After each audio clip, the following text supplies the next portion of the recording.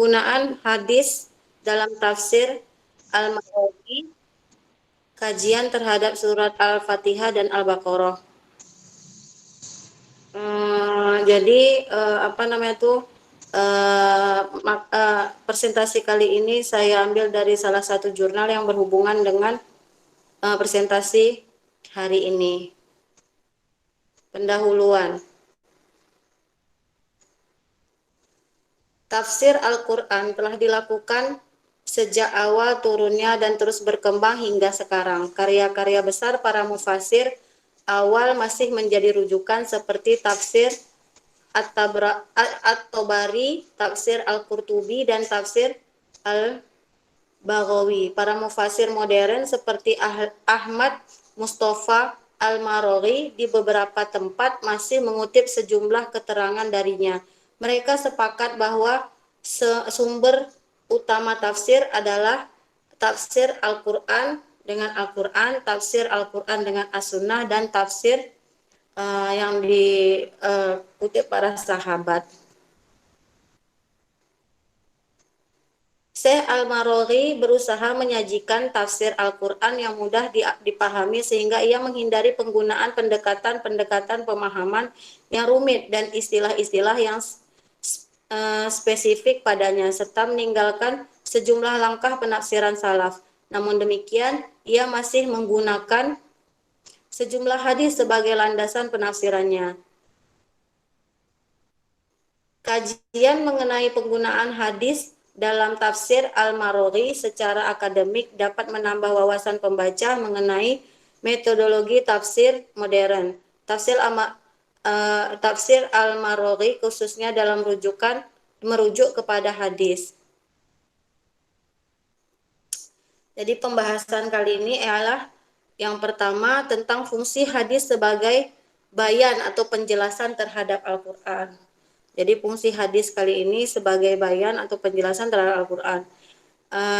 Dialah yang mengutus kepada kaum yang buta huruf seorang rasul di antara mereka yang membacakan ayat-ayatnya kepada mereka, mensucikan mereka dan mengajarkan mereka kitab dan hikmah atau as-sunnah.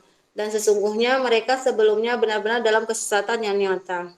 Surat Al-Quran Surah Al-Jumu'ah ayat 2. Rasul adalah yang mendapatkan legitimasi untuk menafsirkan Al-Quran.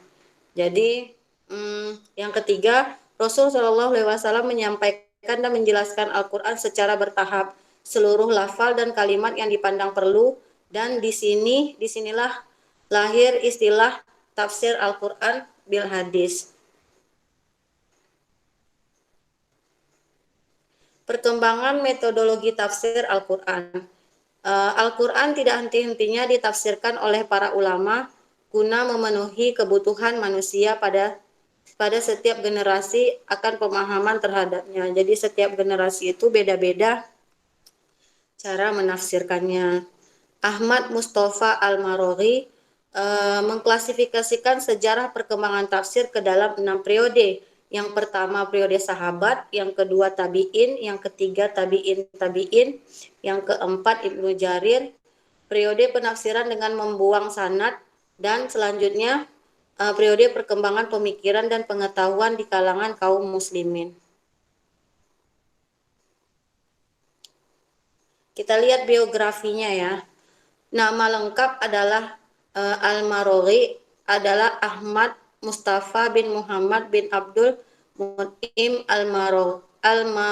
Al-Maraghi. Ia dilahirkan pada tahun 1300 Hijriah di Marogoh, kira-kira 700 km selatan Kairo, Mesir. Pada akhir hayatnya ia menetap di Hilwan, sebuah kota satelit yang terletak sekitar 25 km sebelah selatan Kairo. Ia seorang akademisi yang mendedikasikan hampir seluruh waktunya untuk kepentingan ilmu. Di sela-sela kesibukannya mengajar, ia tetap menyisihkan waktunya untuk menulis. Di antara karya tulisnya yang monumental adalah tafsir Al-Maraghi yang ditulis kurang lebih selama 10 tahun dan terbit pertama kali pada tahun 1946 di Syirkah Maktabah wa Matobah Al-Babi Al-Halabi wa Auladu di Mesir. Jadi ada 30 jilid. Tafsir itu ditulis secara sistematis dan dengan bahasa yang simpel serta tidak berat dengan istilah-istilah teknis. Jadi ini masih 1946. 1946 tuh masih dekat-dekat ya dengan kita, nggak jauh-jauh kali. Secara metodologis, tafsir ini menggunakan sumber yang sangat komprehensif, yaitu Al-Quran, Sunnah, Rasulullah Shallallahu Alaihi Wasallam, Ro'yu, dan riwayat. Dari aspek metode dan sistematisnya, ia menafsirkan ayat-ayat Al-Quran dan secara berurutan dan tertib sesuai dengan urutan ayat-ayat dan surat dalam mushaf. Dari aspek penjelasannya, ia membandingkan ayat dengan ayat lain dalam tema yang sama, ayat dengan hadis atau isi dan matan antara pendapat satu mufasir dengan mufasir lainnya dengan menonjolkan segi-segi perbedaan. Dan dari segi keluasan penjelasan, tafsir ini termasuk tafsir tahlili, yaitu mendetail dengan uraian-uraian yang cukup jelas dan terang. Adapun sistematika atau metode khusus tafsir Al-Maraghi adalah sebagai berikut. Yang pertama, ia mengemukakan sekelompok ayat di awal pembahasan. Yang kedua, menjelaskan kosakata. Yang ketiga, menjelaskan pengertian ayat-ayat secara global. Yang keempat, menjelaskan peristiwa-peristiwa yang menyertai turunnya ayat atau asbabun nuzul. Yang kelima, menghindari penggunaan istilah-istilah ilmiah seperti istilah-istilah yang spesifik, ilmu nahwu, saraf, balaghah, usul fikih dan lainnya. Selanjutnya menghindari penggunaan riwayat yang Israiliyat.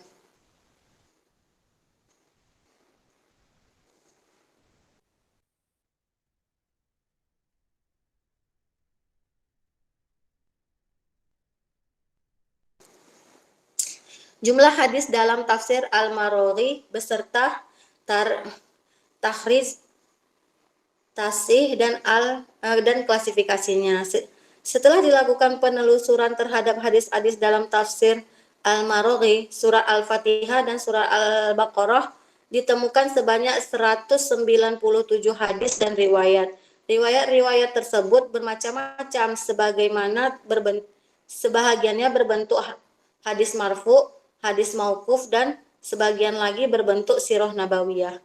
Jadi dalam Al-Fatihah dan Al-Baqarah itu ada 197 hadis ya. Selanjutnya dari riwayat-riwayat tersebut, 53 riwayat terdapat pada jilid pertama setebal 250 halaman dengan rincian 10 riwayat berkaitan dengan penafsiran surah Al-Fatihah ayat 1 sampai 7 dan selanjutnya 43 riwayat berkaitan dengan penafsiran surah Al-Baqarah dari 1 sampai 141. Berikutnya 106 riwayat terdapat pada jilid kedua setebal 232 halaman dan seluruhnya berkaitan dengan penafsiran surah Al-Baqarah ayat 124 sampai 252. Terakhir 38 ayat berkaitan dengan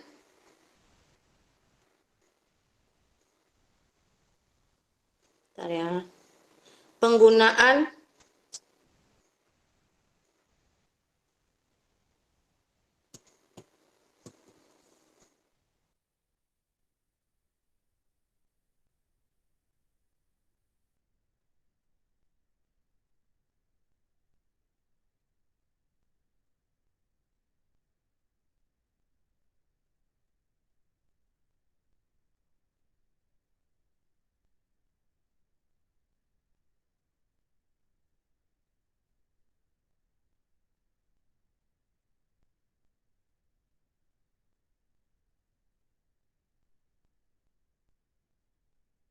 Apakah Bu Dena sudah selesai menjelaskan?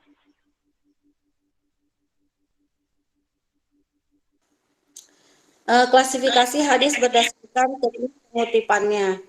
Di antara 197 riwayat atau hadis yang dikutip 92 kali itu menyebutkan referensinya. Artinya, ia hanya menyebutkan nama-nama kitab hadis yang menjadi sumber kutipannya pada 92 kutipan. Sedangkan 105 kitab kutipan lainnya, ia tidak menyebutkan sumber atau menyebutkan referensinya, tapi tidak jelas.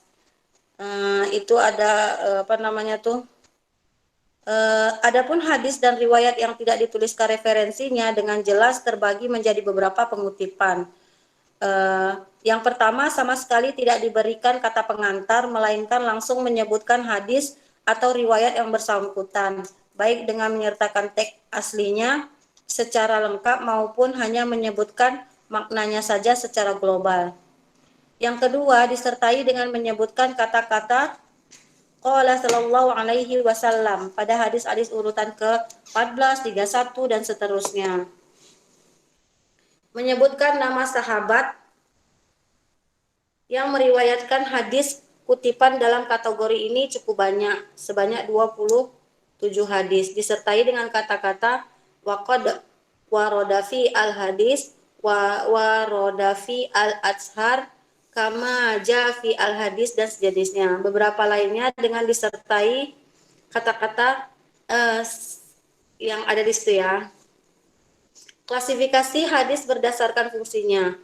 Syekh Al-Maroghi mengutip 197 hadis dalam riwayat tidak semua dijadikan sebagai landasan pemaknaan atau penafsiran lafal Al-Quran, melainkan sebahagiannya untuk menjelaskan sebab turunnya ayat, sebagian lagi untuk menjelaskan tafsirnya, dan sebagian lainnya hanya menjadikan syahid atau penguat penafsiran atau keterangan lain yang telah dilakukan Al-Maroghi.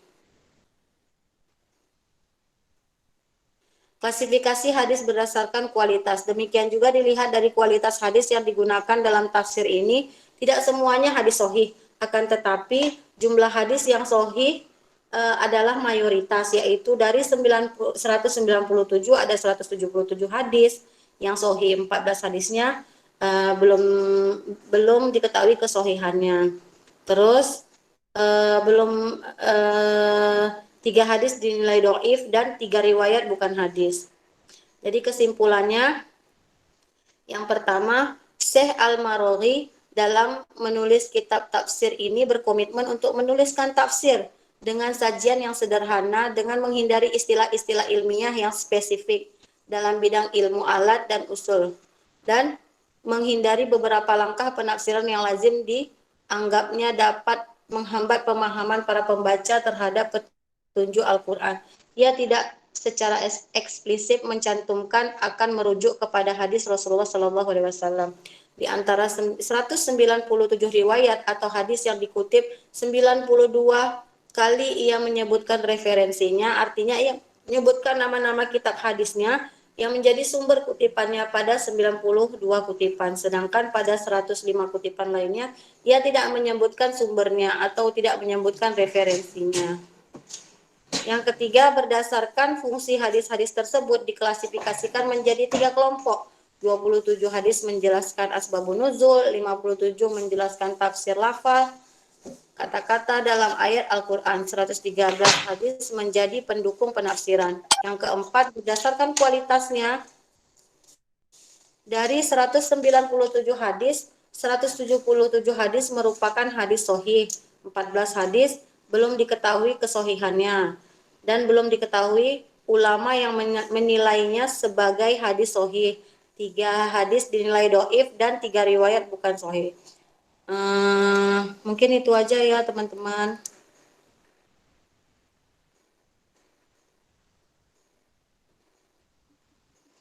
Ini ada rekomendasi Syekh Ahmad Mustafa Al-Maroghi menggunakan hadis dalam kitab tafsir Al-Maroghi sebagai landasan dalam menjelaskan sejumlah permasalahan dalam Al-Quran. Ia tidak memprioritaskan hadis dalam menafsirkan setiap ayat. Hal ini nampaknya sejalan dengan komitmennya untuk menuliskan kitab tafsir modern yang ringkas. Namun demikian, penelitian terhadap penggunaan hadis dalam tafsir ini masih tetap terbuka guna menggali hukum dan hikmah yang masih tersembunyi di dalamnya. Mungkin itu aja ya teman-teman. Kalau misalnya ada yang mau ditanya, yang bisa saya jawab, insya Allah saya jawab. Terima kasih kepada Bu Dena atas presentasinya. Selanjutnya saya persilahkan kepada pembanding, yaitu saudara saya, saudara kita semua Irfan Seaan. Pada Irfan Seaan dipersilahkan. Assalamualaikum warahmatullahi wabarakatuh. Waalaikumsalam. Yang saya hormati Bapak Dr. Asror Mabrur Faja MA, dan terima kasih kami ucapkan kepada moderator pada siang hari ini. Alhamdulillah semangat sekali ya puasa-puasa. Insyaallah. Di sini saya melihat pemakalah saya lihat lebih ke dalam tafsir wal mufassirun. Ya, lebih menjelaskan tafsir itu gitu. Saya lihat dari judul kita ini kan hadis tafsir, dilihat dari segi kualitas dan kuantitasnya. Jadi menurut saya mengenai judul kita pada hari ini, seharusnya pemakalah kemukakan mana saja hadis, baik itu dari segi kuantitas, baik itu hadis dari segi kuantitasnya mutawatir, ahad, baik dari segi kualitasnya mana, seharusnya seperti itu gitu. Udah contoh hadisnya mana, dalam kitab tafsir apa. Kalau memang pemakalah mengambil langsung tafsirnya, ya tafsir Al-Marwahi ini gitu. Di sini pemakalah tidak memberikan contoh mana tuh hadis yang dilihat dari kuantitasnya, mana itu hadis yang dilihat dari kualitasnya. Pemakalah cuma seperti memaparkan. Kalau saya bilang mata kuliahnya seperti tafsir wal mufassirun. Mungkin hanya itulah pembanding yang dapat sampaikan, lebih dan kurang mohon maaf. Karena pun makalah ini pun saya dapat tadi. Sekian dan terima kasih. Assalamualaikum warahmatullahi wabarakatuh. Waalaikumsalam warahmatullahi wabarakatuh. Terima kasih kepada Irfan Seaan. Semoga apa yang disampaikannya menjadi pelajaran untuk kita semua agar ke depan kita semua lebih baik lagi. Amin. Kemudian selanjutnya yaitu sesi tanya jawab.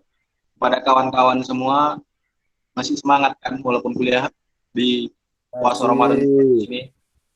Alhamdulillah. Ya, saya persilahkan kepada kawan-kawan yang ingin bertanya.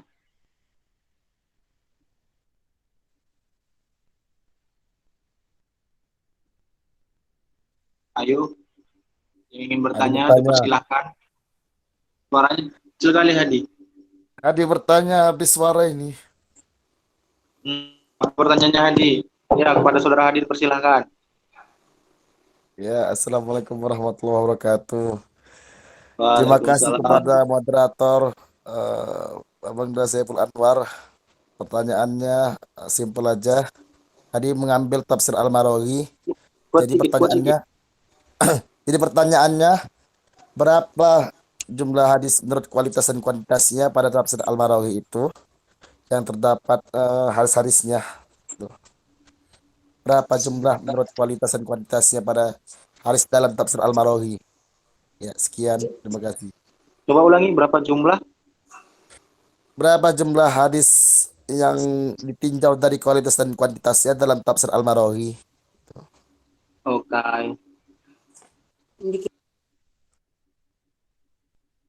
Langsung dijawab aja ya? Sabar Bu, kita kumpulin dulu pertanyaan dari kawan-kawan jadi nanti sekalian menjawab semua gitu. Boleh bertanya Pak Saiful? Boleh bertanya Pak Saiful? Silahkan. Ya. Saya ingin bertanya ya. Langsung aja, adakah hadis dhaif yang dimasukkan ke dalam tafsir Al-Marwahi ini, dan kenapa mufassir Al-Marwahi ini memasukkan hadis dhaif? Apa alasannya gitu? Sekian dan terima kasih. Begitu. Kalau ada kenapa gitu? Ya.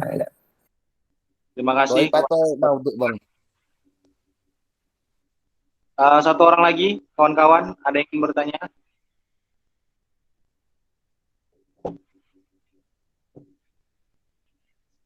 Ya, ada yang ingin bertanya? Satu orang lagi, kita persilahkan.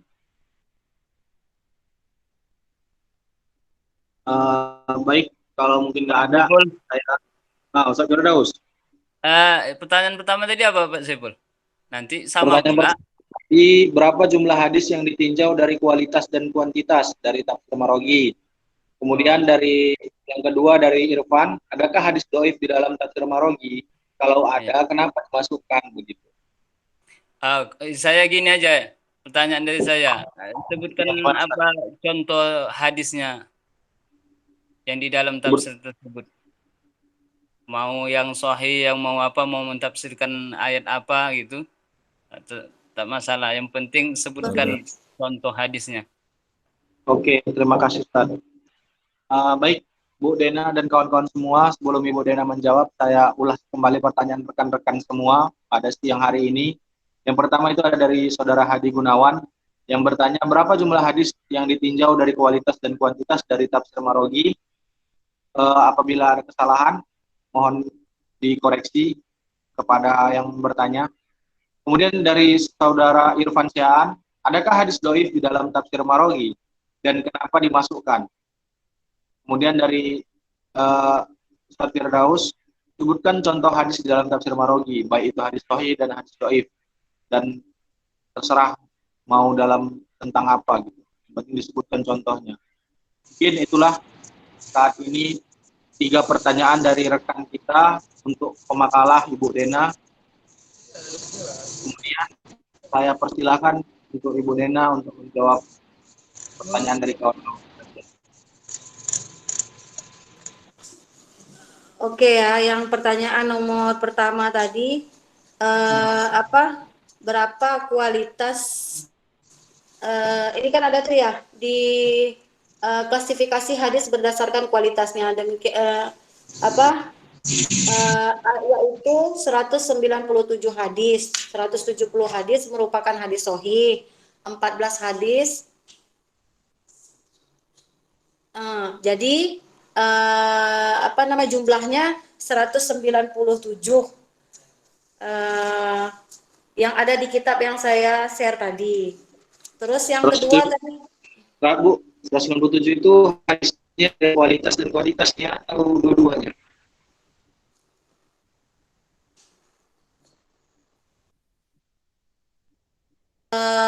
kuantitasnya kayak jumlah hadisnya itu 197 di dalam satu kitab itu. Bagaimana Saudara Hadi?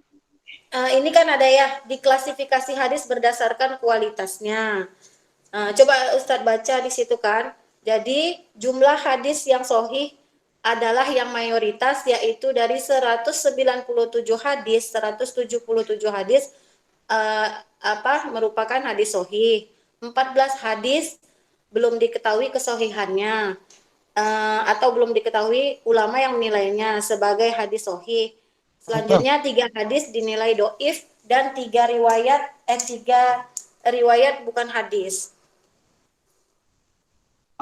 Gimana Saudara Hadi dengan jawaban Bu Dena? Apakah sudah puas? Kalau kuantitasnya, Mutawatir, Masyhur, Qorib, Aziz. Kalau kuantitasnya saya nggak tahu Ustaz. Ustaz ya. Apa? Ada mungkin rekan-rekan yang tahu ingin membantu jawaban dari Bu Dena? Persilahkan.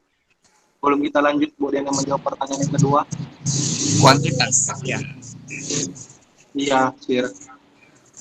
Sebenarnya kalau saya boleh kasih ini sih, topik-topik yang seharusnya kan hadis-hadis ya kan, hadis-hadis berdasarkan dari segi kualitas dan kuantitasnya. Sementara judul Bu Dena ini kan bukan itu, ya kan. Jadi makanya agak lari sebenarnya gitu kan. Nah, kalau klasifikasi hadis ditinjau dari segi kuantitas dan kualitas, sanad serta status urutnya ini ya nggak seperti itu. Kalau menurut saya sih harusnya yang dibahas kan klasifikasi hadis dari segi kuantitasnya, misalnya hadis mutawatir gitu kan, ciri-ciri mutawatir itu seperti apa, kemudian kedudukan hadis mutawatir, pembagiannya, kemudian ada hadis ahad, ya kan, klasifikasi, ciri-cirinya juga. Kemudian ada hadis dhaif. Nah, seperti itu. Tapi saya lihat tidak nampak di sini. Jadi kan teman-teman, jadi ini kan tadi saya kan ngambilnya di surah Al-Fatihah sama Al-Baqarah aja gitu. Jadi nggak bisa semuanya gitu. Jadi saya menjelaskan kualitas dan kuantitasnya tuh yang surat itu 2 itu aja, yang sohih dan yang doif.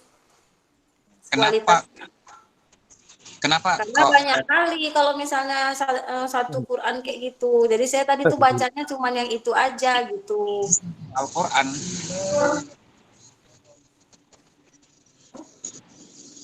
Sampel aja kira. Ya gimana? Rekan-rekan ada lagi menambah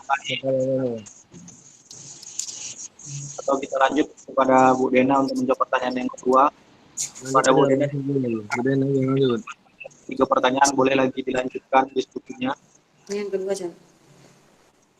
Pertanyaan yang kedua tadi dari Saudara Irfan Jahan, Bu. Adakah hadis doif dalam tafsir Marogi? Dan kenapa dimasukkan? Ini.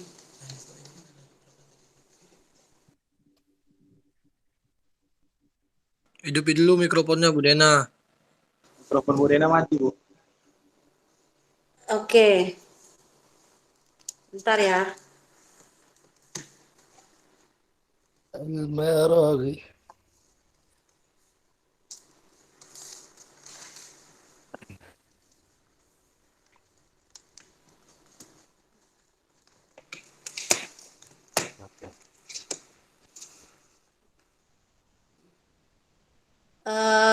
Ada 3 yang doif tadi ya, ada di makalah ini, ada di presentasi ini, cuman keterangan kenapa dia doifnya saya belum kasih, yang belum tahu.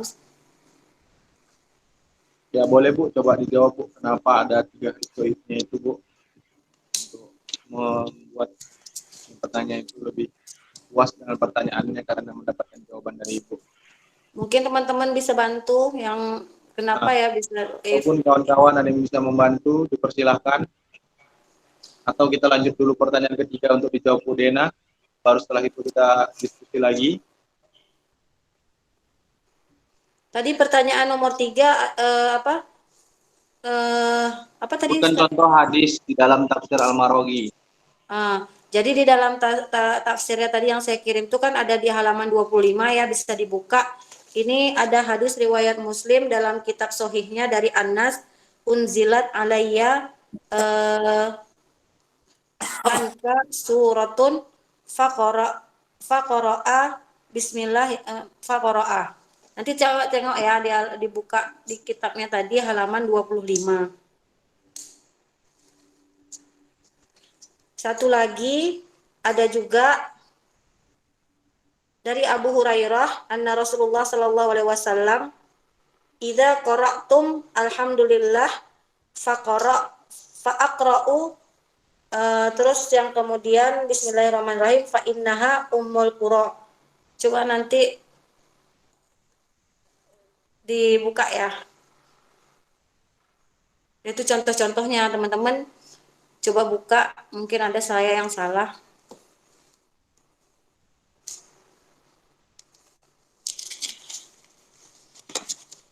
Ya, terima kasih jawabannya dari 3 pertanyaan tadi. Ini selanjutnya mungkin ada kawan-kawan yang ingin menambahi, memberi masukan, memberi komentar, atau bertanya, dipersilahkan. Ataupun dari yang penanya tadi belum puas dengan jawabannya, dipersilahkan. Saya sendiri tadi ingin lebih suara, sepertinya mau ngomong ini. Enggak, masih apa aja, masih baca-baca dulu Sepul. Pelan kali Sat, suaranya Sat. Masih baca-baca dulu Sepul. Oh iya, lemas. Puasa. Ya, insyaallah.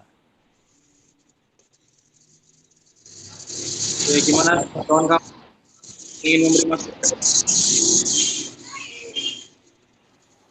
Ustaz Yusuf, Ustaz Ilham, Bu Anissa, Ustaz Asmui, Ustaz Marzuki, Ustaz Fauzi, Ustaz Muhsin, Ustaz Syahida,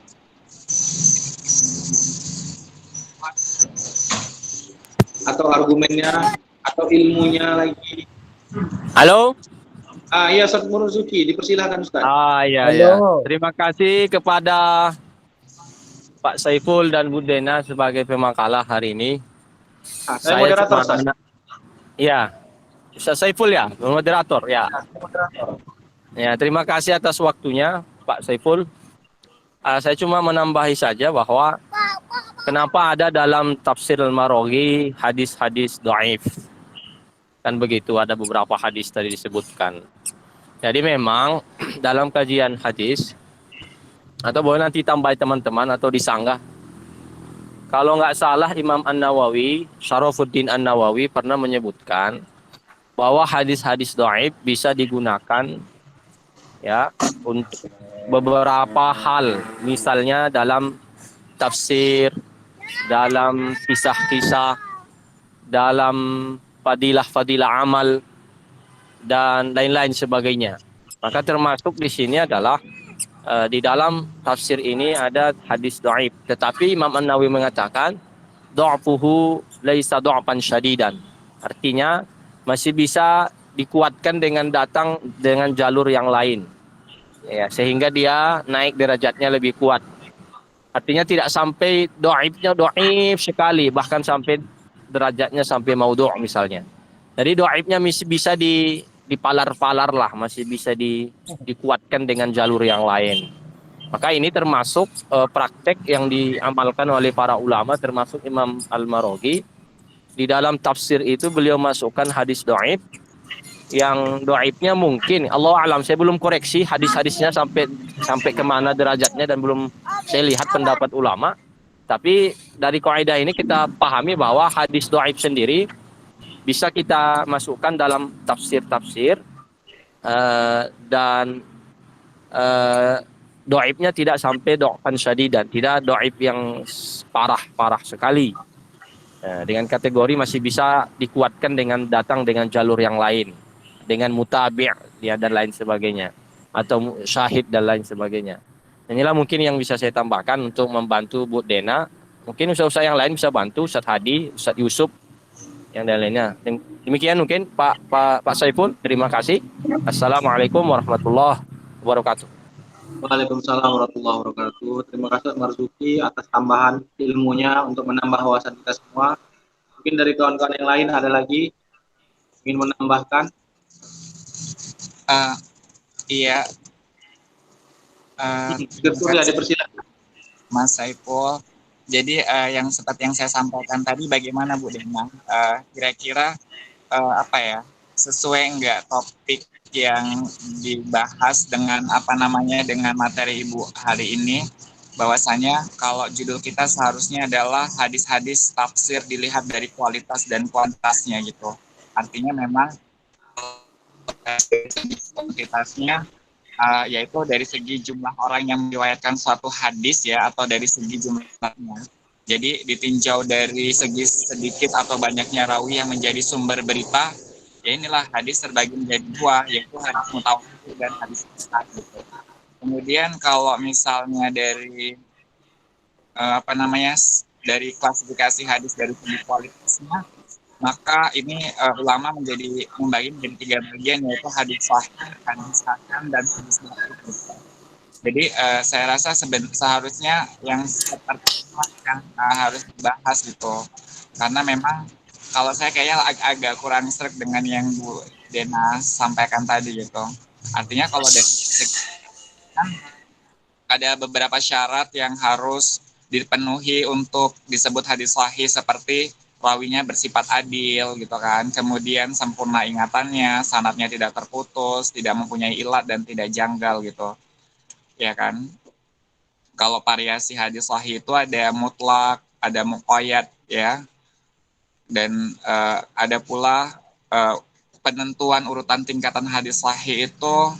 Yang pertama dari Bukhari dan Muslim, Bukhari sendiri, Muslim sendiri, ulama yang memakai syarat-syarat yang dipakai oleh Bukhari dan Muslim, ulama yang memakai syarat dipakai oleh Bukhari sendiri, ulama yang memakai syarat-syarat dipakai oleh Muslim sendiri, dan ulama-ulama yang terpandang atau muktabar. Saya rasa sebenarnya seperti itu sih Bu. Terima kasih. Ini hanya sebagian yang disampaikan. Oke, Terima tadi kasih kan mungkin Bu Dena. tadi kan Tadi kan judulnya kan hadis-hadis tafsir dilihat dari segi kualitas dan kuantitasnya. Terus saya mengambil tafsir Al-Marogi tadi.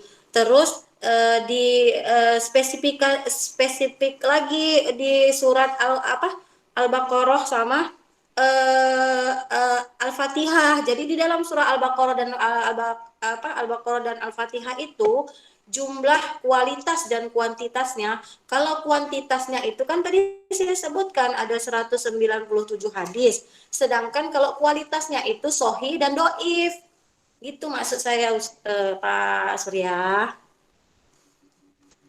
Jadi kan maksudnya hadis-hadisnya itu kan maksudnya saya ambil dari kitab hadis tadi kitab hadis tafsir Al-Maroghi ya kan spesifikan lagi apanya suratnya. Jadi suratnya tuh cuma yang saya bahas tentang surat Al-Baqarah dan Al-Fatihah. Dalam surah Al-Baqarah dan Al-Fatihah itu kuantitasnya itu 197, sedangkan kualitasnya itu saya cuman di situ ada cuman sohih sama doif gitu. Jadi enggak semua gitulah Pak Surya. Ya, terima kasih Bu Dena, Bu Nasir, dan kawan-kawan yang lain. Mungkin ada lagi yang ingin menambahi, memberikan masukan, memberikan wawasannya yang lebih lagi untuk kita semua. Persilahkan. Bang Ipul, menambahkan. Nah, persilahkan Hadi. Meninjau tadi dari penjelasan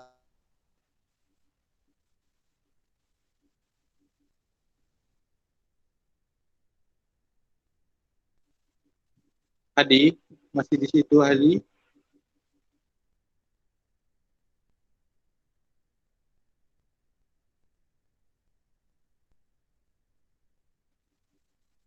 Saudara dalam Hadi, tafsir Al-Maraghi ini terdapat hadis doif yang menyinggung tentang akidah maupun halal haram. Apakah halo dengar? Iya dengar. ya, Halo. Ada jaringan ini. Halo. ya lanjut Hadi. Halo Bang Ipul. Ya lanjut. Iya lo didengarnya kami di ngomong lah. Nah, jadi meninjau dari pertanyaan Bang Ipul tadi, kalau dalam tafsir Al-Maraghi ini, dalam tafsir Al-Maraghi ini ada hadis doif yang menyinggung hal haram, menyinggung akidah, apakah tetap masih bisa dipakai gitu maksudnya? Karena kan berkaitan dengan Al-Fatihah. Al-Fatihah ini banyak akidah. Nah, kalau terdapat hadis doif, apa masih bisa dipakai tafsir ini? Itu. Sekian, terima kasih. Ya, terima kasih Hadi. Bu Dena, dipersilahkan untuk menjawabnya. Apakah terdapat hadis doifnya masih bisa digunakan lagi?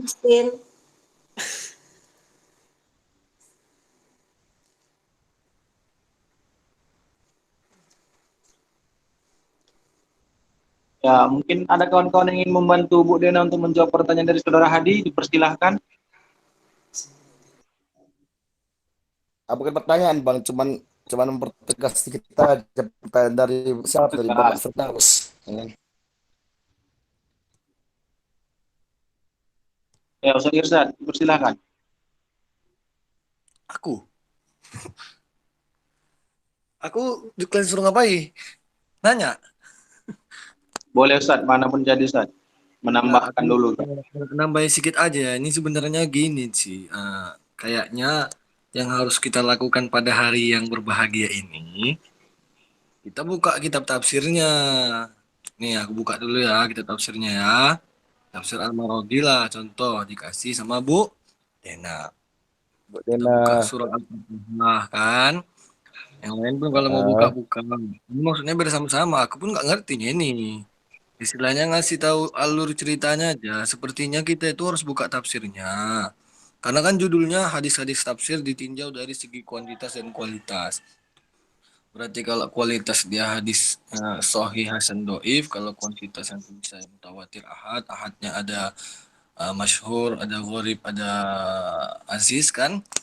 Nanti jadi buka surah Al-Fatihah, cari hadisnya gitu. Misal mana hadisnya, ada di sini di baris ke 1, 2, 3, 4, 5, 6, 7, 8. Nah, ada di sini. Ini sepertinya hadis ini ya. An Abi Maisarah anna Rasulullah sallallahu alaihi wasallam qala li Khadijah inni idza khaluta. Ini aku enggak pandai bacanya, takutnya salah pula kan. Nah, ini kan hadis ini sepertinya. Nah, ini aja dibahas hadis ini dari segi kuantitasnya cemana. Dia mutawatirkah atau ahad? Dari segi kualitasnya cemana? Sahihkah, hasankah, atau dhaifkah gitu sebetulnya apa? Kayaknya kita itu harus kayak gitu hari ini gitu. Tapi kayaknya udah terlalu jauh ke sana kemari ini pembahasannya gitu. Saya rasa itu aja lah. Mungkin nanti dijelasin lagi sama Ustadz. Terbaik Pak Irsyad nih. Ya, Jadi kawan-kawan semua. Gitu kayaknya ya. jadi Mas Sat, kita buka ini Sat, kitabnya. Ya, kalau memang mau dibuka, buka. Tapi jangan aku pula kalian suruh menjelaskan ini Sohi apa, mana tahu aku kan. Nah, bisa kita buka itu. Sama diskusi gitu, dicari gitu hadisnya apa. Karena itunya kan judulnya pula. Ini udah sampai kenapa pula ada hadis di tafsir Al-Maraghi. Tanya Imam Al-Maraghi. Astagfirullahaladzim. Astagfirullah. Lanjut. Tanya Ya, lagi. gimana Sa Ilham? Mungkin mau memberi tanggapan nih Sa Ilham nih, udah aktif suaranya. Ya, sedikit ini aja.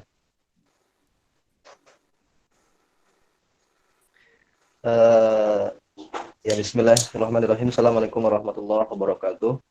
Waalaikumsalam warahmatullahi wabarakatuh.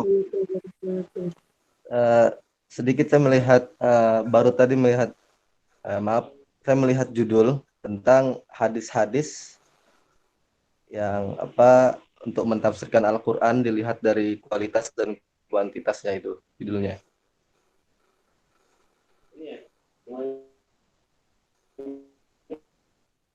Judul tersebut mengingat kembali minggu yang lalu yang kita diskusikan tentang hadis posisinya sebagai tafsir al-mubashir wa ghairul mubashir.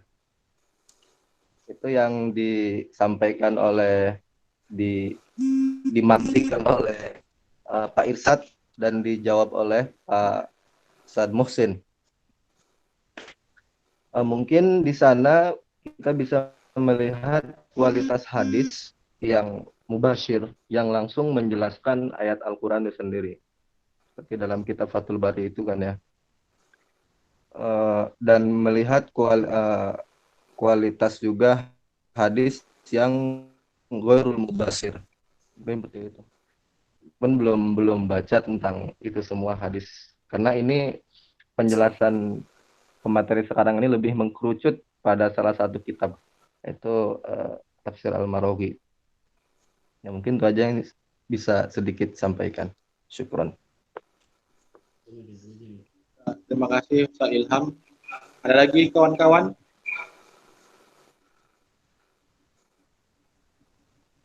Ingin memberi tanggapan dan masukannya untuk diskusi kita pada sore hari ini?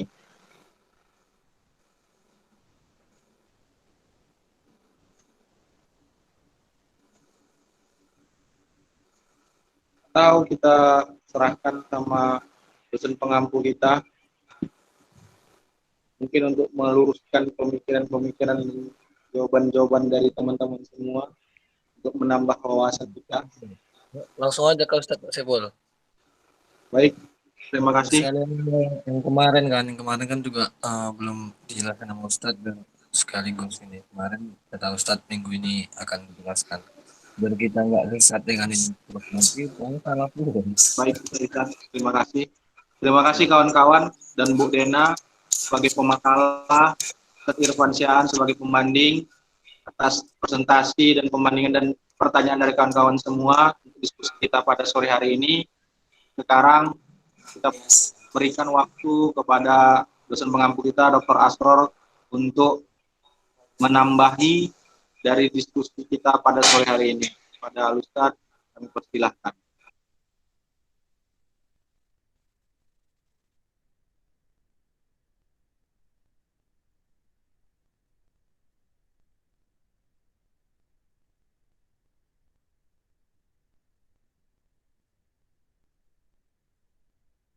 Bismillahirrahmanirrahim.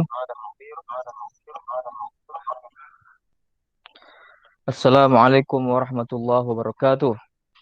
Waalaikumsalam. Waalaikumsalam warahmatullahi wabarakatuh. Sehat-sehat semua ini kan? Alhamdulillah. Alhamdulillah sehat Ustaz. Ustaz. Agak pusing sedikit Ustaz. Nah, jangan gara-gara pening lihat kitab tafsir itu nanti batal puasanya kan? Tunggu THR, Ya Pak Irsad. Siap, Plat. Tuh. Aduh, ada dekat minum ini, saya Pening, tinggal minum aja pening ini lihat kalau memang. tafsir jadi batal puasanya. Oke. Eh, kita membahas hari ini adalah sesuatu yang sedikit agak rumit. Kerumitan itu sebetulnya sudah diperlihatkan oleh pemakalah hari ini, Bu Dena, ketika dia langsung memperlihatkan kepada kita kitab tafsir yang semuanya berbahasa Arab. Tapi walaupun begitu, anggaplah semuanya ini adalah para ulama yang paham bahasa Arab. Anggaplah Amin ya begitu, ya Rob. kan? Ya, Amin. mudah-mudahan jadi doa lah. Ya Bu Dena, supaya Ustaz. lebih mempertanggungjawabkan apa yang sudah dituliskan. Kenapa demikian? Karena kita membicarakan sesuatu yang ada kalanya bisa ditemukan di dalam kitab tafsir, ada kalanya kita harus mengecek ulang di mana hadis itu berada, sumber aslinya. Baik, saya bisa presentasi nggak nih? Presentasi? Bisa ya? Bisa, Ustaz. Bisa Ustaz. Langsung nih, langsung. Langsung, Ustaz. Langsung Ustaz. Saya mau melihat playernya. Bisa kelihatan? Enggak, Ustaz. Udah Ustaz. Udah nampak Ustaz. Udah, Ustaz. Udah nampak. Nampak Ustaz. Oke, nampak. Enggak nampak. Ini Bu Dena pijit. Punya Ustaz dia pijit itunya. Mat kan ya. Pijit ya, Ustaz. Ya, Ustaz. Iya, maksudnya Jangan salah pijit. pijit. Tubit. Bisa kelihatan? Apa yang saya perlihatkan ini tahu? Tahu kan? Tuh, Ustaz. Bro, apa? Player. Player ya. Iya. Kalau kita lihat playernya itu coba dilihat. Ini karena kita sudah go internasional, maka harus hati-hati membuat kata atau kalimat. Coba lihat mata kuliah kita itu. Judulnya sebenarnya apa itu? As-Sunnah wa At-Tadbiqu fit tafsir atau apa? Bikuha. Ya, as-sunnah wa tadbiquha. Tidak ada perlu at lagi ya di awalnya. As-sunnah wa tadbiquha fi at-tafsir atau fi al-tafsir. Itu hati-hati coba ya Pak Ketua kelas ini supaya merubahnya. Nah, judul kita adalah hadis-hadis tafsir dilihat dari kualitas dan kuantitas.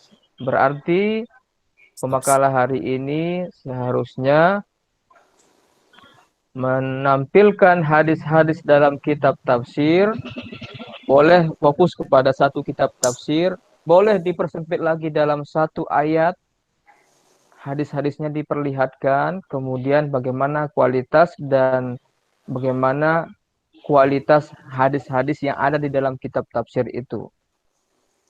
Apakah hadisnya berkualitas sahih dan mana yang sahih?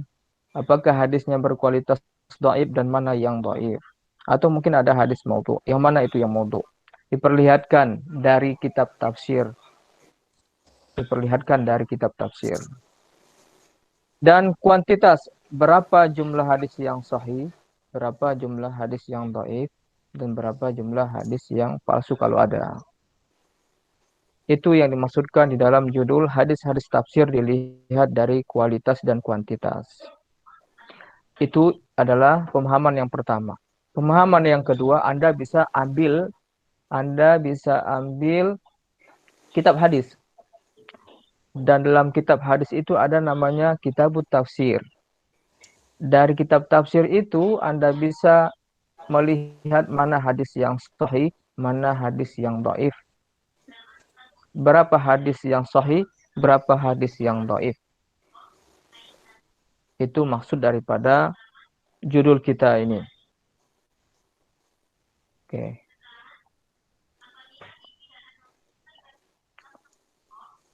Saya kembali. Jadi sejauh ini apa yang disampaikan Bu Dena itu sudah memenuhi persyaratan dari apa yang dimintakan di dalam silabus itu.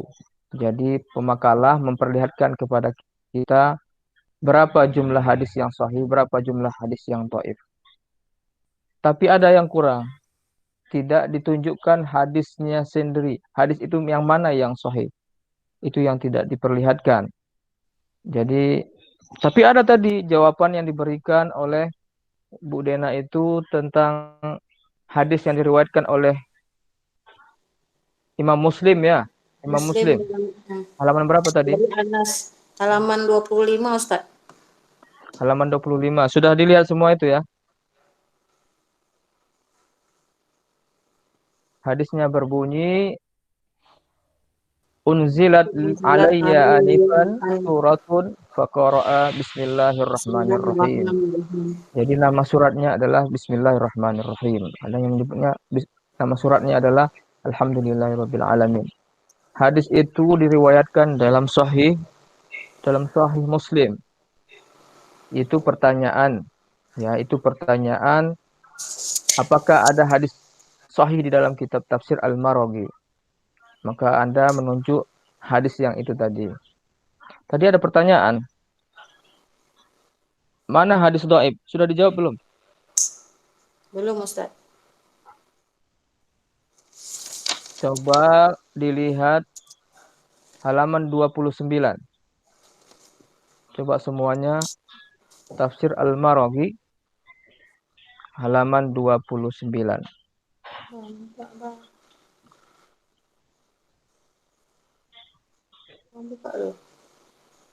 Masih pada surah Al-Fatihah.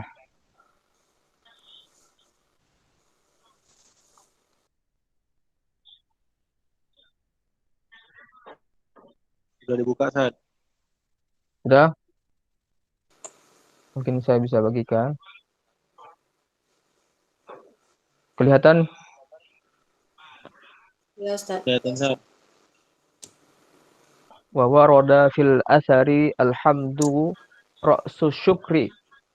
Ra'su syukri. Ma syakarallaha abdun lam yahmaduh. Lam yahmaduh. Dari mana saya tahu itu hadis? Ya, dari informasi tadi yang disampaikan Imam Al-Maraghi, Mustafa Al-Maraghi, menandai hadis-hadis yang ada di dalam kitabnya, ada kalanya menyebutkan sumber hadisnya, seperti Sahih Muslim tadi. Ada kalanya dia hanya menyampaikan atau mengawali dengan kata-kata waroda fil asar. Waroda fil asar artinya ditemukan atau ada di dalam asar. Kalau kita lihat, kita carilah, kita cek kembali ya. Saya menggunakan aplikasi di sini. Nah, coba lihat. Saya menggunakan aplikasi Al-Bahis Al-Hadisi ya. Kita lihat di sini ada beberapa hadis. An Abdullah bin Amru alhamdulillah alhamdu rasul syukri ma syakarallahu abdun lam yah. Di sini tadi lam yahmaduh. Ini la yahmaduhu. Lihat perbedaannya. Terjadi kesalahan ya. Walaupun tidak signifikan, terjadi kesalahan kutipan oleh Imam atau Mustafa Al-Maraghi. Kalau Al-Maraghi menggunakan lam, tetapi kenyataannya di dalam hadis, di dalam kitab-kitab hadis, seperti dalam kitab hadis di sini, misalnya Imam As-Suyuti, coba lihat ini, Imam As-Suyuti dalam kitab Tadribur Rawi, dia mengatakan semua periwayat hadis ini adalah thiqah, tetapi terputus sanadnya. Hadis ini juga ditakhrij di dalam Kitabul Adab yang ditulis oleh Imam Al-Baihaqi dan Syarhus Sunnah oleh Imam Al-Baghawi dan pada kitab Gharibul Hadis Al-Khattabi. Hadis ini diriwayatkan oleh periwayat yang sikoh tetapi terputus sanad. Jadi hadis ini adalah hadis dhaif. Ini contoh hadis dhaif yang ada di dalam kitab Tafsir Al-Maraghi. Jadi perlu ditelusuri ulang kembali, Bu Dena. Jangan hanya mengutip pendapat orang lain saja tanpa harus mengecek kembali hasil penelitian orang-orang yang terdahulu atau mengecek kembali sumber hadisnya. Kemarin saya ingin menjelaskan apa yang dimaksudkan dengan tafsir An-Nabawi. Jadi ada dua hadis-hadis atau riwayat yang digunakan di dalam penafsiran. Yang pertama adalah hadis-hadis yang langsung menafsirkan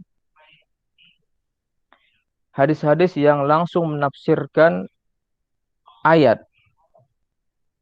Jadi Nabi berniat memang menafsirkan ayat itu. Nabi berniat menafsirkan ayat itu. Contohnya apa? Itu tadi yang diungkapkan dalam riwayat Sahih Muslim tadi. Saya sempat juga mencarinya, coba Anda lihat di sini. Ini adalah contoh Nabi langsung menafsirkan ayat. Ulama menyebutnya At-Tafsir An-Nabawi.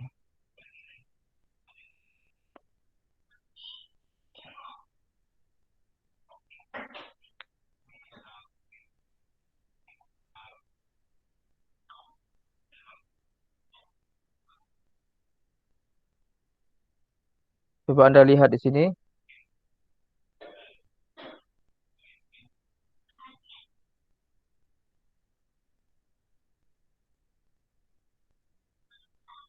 Kelihatan? Bisa dilihat? Bisa, Ustaz. Bisa.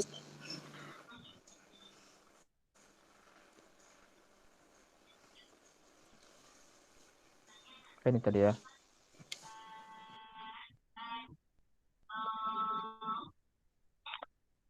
Lihat yang nomor 5. Hadis ini diriwayatkan oleh Imam Muslim, Abu Daud, dan juga Ahmad bin Hambal. Nabi memang betul-betul ingin menjelaskan tentang keberadaan surat ini. Jadi kan bentuk penafsiran Nabi itu kan ada kalanya dia seperti yang disebutkan yang kemarin, dia menjelaskan, beliau Rasulullah SAW menjelaskan makna kata, kemudian menjelaskan sabab nuzulnya ayat, dan dia juga menjelaskan sesuatu yang terkait dengan ayat. Pada riwayat ini Nabi dengan jelas-jelas menunjukkan kepada kita tentang sebab turun atau proses atau sesuatu yang mendasari diturunkannya surah Al-Fatihah. Dengan perkataan beliau, unzilat alayya anifan suratun faqara'a bismillahirrahmanirrahim. Berbeda dengan yang tadi. Yang ini berbeda dengan yang ini. Ini adalah contoh hadis yang tidak secara langsung. Jadi ini bukan adalah tafsir An-Nabawi, bukan. Ini bukan tafsir An-Nabawi. Tetapi ini adalah usaha menafsirkan ayat Al-Quran dengan menggunakan hadis Nabi. Padahal Nabi tidak berniat, tidak bertujuan menafsirkan ayat itu.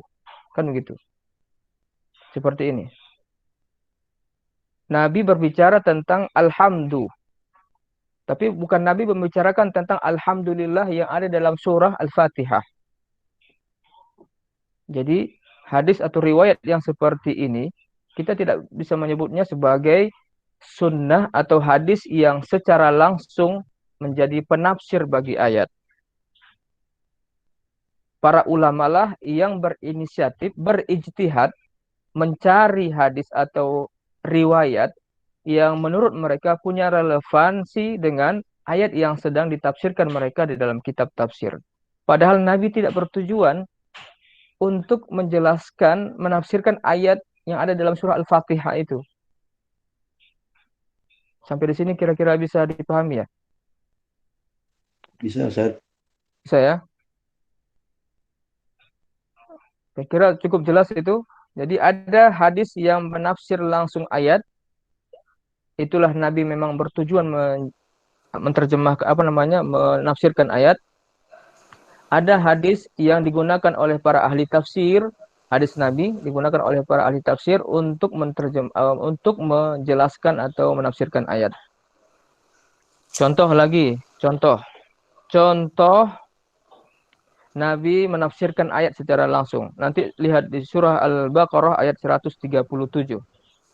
Pada ayat Qulu amanna billahi wa ma unzila ilaina wa ma unzila ila Ibrahim wa Ismail wa Ishaq wa Ya'qub wal asbab wa ma utiya Musa wa Isa wa ma utiya nabiyyuna min rabbihim la nufarriqu baina ahadin minhum wa nahnu lahu muslimun. Disebutkan di dalam Sahih Al-Bukhari bahwa Abu Hurairah berkata, dulu Ahlul Kitab itu membaca Taurat, membaca kitab Torah atau Perjanjian Lama dengan bahasa Ibrani. Kemudian mereka menafsirkan kitab Taurat itu dengan bahasa Arab untuk orang Islam. Yufassirunaha bil arabiyyati li ahli Islam. Maka Rasulullah Shallallahu Alaihi Wasallam bersabda, la tusaddiqu ahlal kitabi wa la tukadzibuhum wa qulu. Nabi mengatakan, bacalah apa yang dibaca surah Al-Baqarah ayat 136 itu, amanna billahi wa ma unzila ilaina, dan seterusnya. Jadi Nabi menjelaskan konteks bahwa kita tidak bisa serta-merta menolak penafsiran-penafsiran Israiliyat dan tidak bisa juga kita secara tegas menerima penafsiran yang bersifat Israiliyat. Ini contoh penafsiran atau tafsir at-tarbawi, tafsir Nabawi. Baik, kita kembali ya ke tafsir ini. Jadi tadi berapa jumlah yang sahih pada surah Al-Baqarah dan surah Al-Fatihah?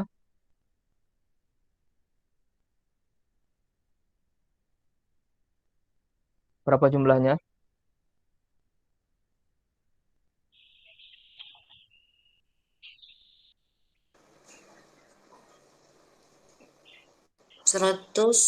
Dua. 197 hadis, 177 menampakkan hadis sahih, 14 hadis belum diketahui kesahihannya atau belum diketahui ulama yang menilainya, sedangkan sebagai hadis sahih, 3 hadis dinilai dhaif dan 3 riwayat bukan hadis. Nah, kita sudah dapat 1 hadis yang dhaif tadi. Nah, jadi pentingnya kita memeriksa kembali, mengecek kembali. Tidak susah-susah sebetulnya. Sekarang kan sudah ada aplikasi. Jadi kalau Anda membaca tafsir, ada hadis di dalamnya, Anda bisa cek langsung kepada kitab hadis melalui bantuan aplikasi hadis. Aplikasi pencarian hadis. Saya kira itu sangat mudah sekali. Itu mungkin tambahan saja sedikit dari saya untuk menjernihkan suasana tadi. Karena tadi ada anggapan bahwa ya seharusnya yang dikaji adalah hadis itu pembagiannya berdasarkan hadis mutawatir, ahad, begitu ya. Ada hadis ahad itu terbagi kepada berapa? 3, ada hadis gharib, aziz, ada hadis masyhur. Nah, tidak begitu. Kalau itu pelajaran itu pelajaran ulumul hadis. Kita sekarang pada tataran menganalisis hadis di dalam